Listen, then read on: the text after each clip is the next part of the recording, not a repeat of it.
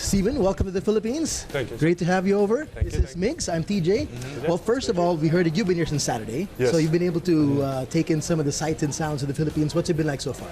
It's been amazing, honestly. The weather's really harsh, but other than that, man, it's just like beautiful. The people, the passion here in basketball is just you don't see that like ever. You know what I mean? Not even in like the US. Like, They really love basketball here. And you think you've got some really rabid, crazy fans in OKC?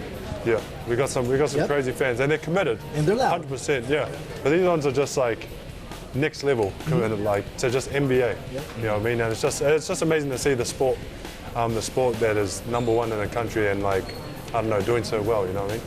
All right. Well, Migs and I, together with pretty much everybody who loves the NBA, can't wait to ask you how excited you are for next season with the addition of the new players. And there's a guy named Paul George. He's pretty good. There's some guy. Yeah. No, it should be good, man. Yeah, it should be good with the new players. I haven't met them yet. I still got to go back and meet them.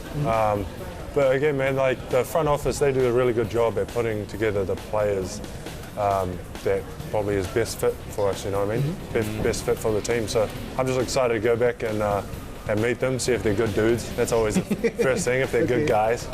But yeah. Should be good. Should be a good season, man. Now, Steven, you being a mainstay with the OKC Thunder, what's it like, playing with Russ, and what's your greatest contribution for your team? So Russ, playing for Russ is quite difficult, man. He's just so fast. It's not like you have to keep up with him. You know what I mean? But he's an amazing dude, man. He just like pushes you every day. You know what I mean? And yeah, that's pretty much it, man. He's just an amazing player that brings us all together, makes everyone better on the team. Yeah, that's what we could ask from him. Yeah. Now, with the addition of Paul George, what's going to be the expectations, from you and for the whole team? Oh well, the expectations are just like every year we go in with the same thing. It's just there's nothing like this person needs to get shots or nothing. It ain't nothing like that. It's just we're working hard and just getting better as a team, whatever that is as a team. If some people have to sacrifice something for the better of the team, then those are the type of dudes that the front office put in place, so then you can make those sacrifices and it'll be an easy transition. Because at the end of the year, man, it just comes down to like what we really want, and obviously it's a championship, right? So whoever's willing to make that sacrifice, then they will do it. You know what I mean?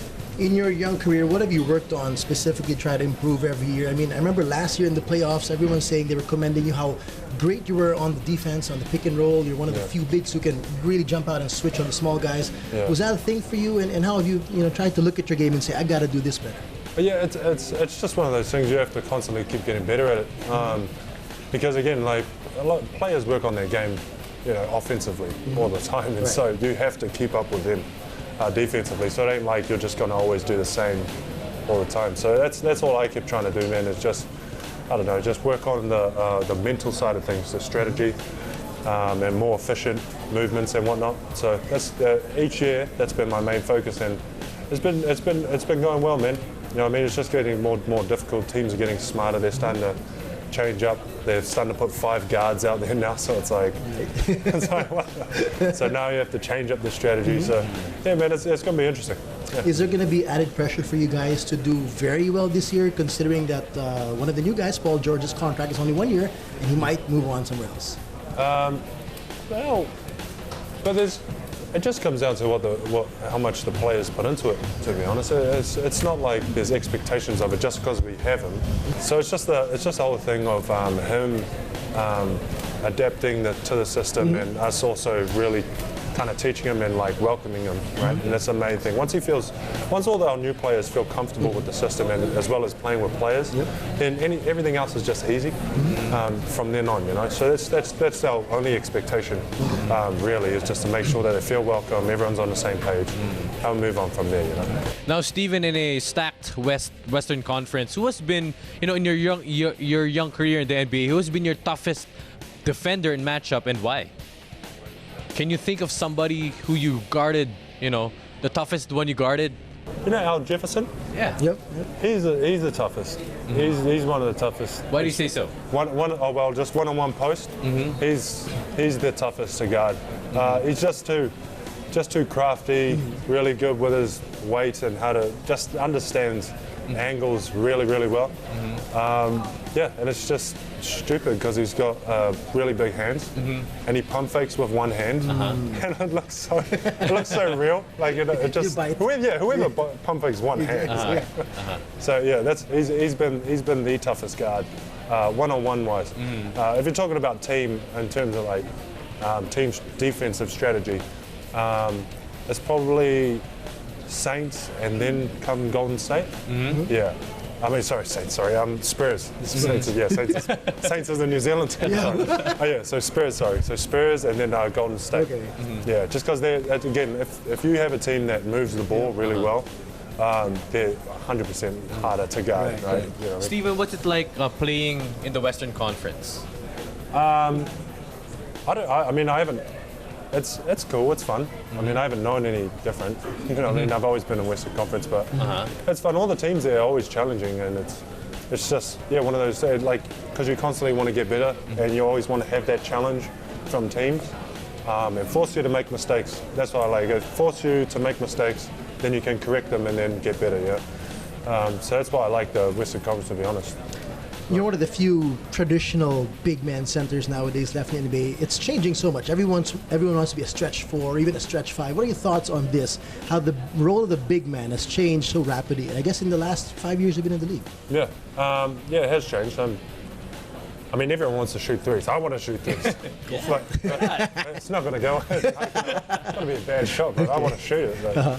But it's just moving in that direction. Just because just the type of players that we have now in terms of strategies, it's completely different. Especially so, like next year, for instance, like everyone's playing small ball now, and all the bigs they could shoot now. So it's going to be probably 1 through 5 switch. Everyone's going to be switching. No more pick and roll coverages. It's going to have to be switch. That's the only way to guard them now. You know. So, I mean, that's the way the league's going. It's just you have to catch the train. Otherwise, if you miss it, then you're gone. Yeah, you're going to be gone. You have to adapt, constantly keep evolving to what's on the market. Yeah. All right. Well, you're here now in the Philippines to be a big part of the NBA 3X, of course. You're going to see a lot of Filipino kids. And a lot of kids out there dreaming to make it to the level you were. You came from New Zealand. You're not an American, and that was not as easy as well. You know, considering how tough it was for you to get in there, what advice do you have for these kids out there? And we've got a couple of Pinoys out there who are trying to make their way in the US NCAA as well first, and hopefully make it there. What tips can you give them? I heard there's a guy committed to Cal State. Yep, and he's going to be playing under Coach Reggie, who's going to be joining you tomorrow. Yeah. His name's Kobe. He was named after the dude from the Lakers. Yes, seriously, no joke. Yes. What? Yeah. Awesome. I mean, that's good for the Philippines, man. Guy like that coming through. But I mean, advice. It just comes down to like committing yourself to the game, to where everything else doesn't. It shouldn't like affect you, or you want to do that thing. Does that make sense? So like social life, you're just like whatever. Okay. It's just straight basketball. It's just sacrificing pretty much all your time to basketball. Yeah. And still, that'll put you in the best position. You still have to have some different ingredients to make it happen. Yep. But if you do that, if you do sacrifice all your time to basketball, then you will get at least to like college level in the States. You know what I mean? Something like that. So yeah, that's probably number one advice now. Right. Just something light, Steven. In your brief stay in the Philippines, what are you liking so far? What do I like in the Have you had any interesting like food or any place here in the Philippines? Is it halo halo? Halo. All right. Oh, that was nice, man. Steven's halo. All right. That was bomb. That was my stuff. And there was I tried pig's ears. Sisig. Is it? Sisig? Yeah, Well, there's some ears and there's more than ears. Yeah. Oh, was it? I think so. Yeah. No, there wasn't. There's nose. Nose. Just nearby. Nose. Ears and nose. Okay, I guess it is. It's good? Yeah. Yeah, it was good. I liked it. It was nice, the chili and stuff, but those are the only weird like foods I had. But yeah, it's been great, man. I went down to just some areas where like You play street ball? yeah, they just play street ball, man, and it's just like basketball is everywhere. Even next to Jose Rizal. Okay, Jose Rizal. Okay. Rizal. Yeah. Rizal. Sorry. Awesome. Yeah. So okay. we went to his memorial. Okay. And just right next to it, there's just a bunch of kids still playing basketball. Like everywhere you look, it's just basketball hoop, and they're just playing. It's just that's the number one thing. Like I'm taking away from the Philippines, that it's like a real staple, and they're just so passionate. Well, invite them to catch you this weekend here at NBA 3X. And if you want to see me, come to the Mall of Asia. On 22nd and the Yep, 23rd, this whole right? weekend. Yep, absolutely. All stuff weekend. Let's compare our mustaches with Steven. I don't mind. We'll try to grow it out the next 3 days. Steven, thanks for your time. Appreciate it. Thank you. Enjoy it. Thank you. Cheers, mate.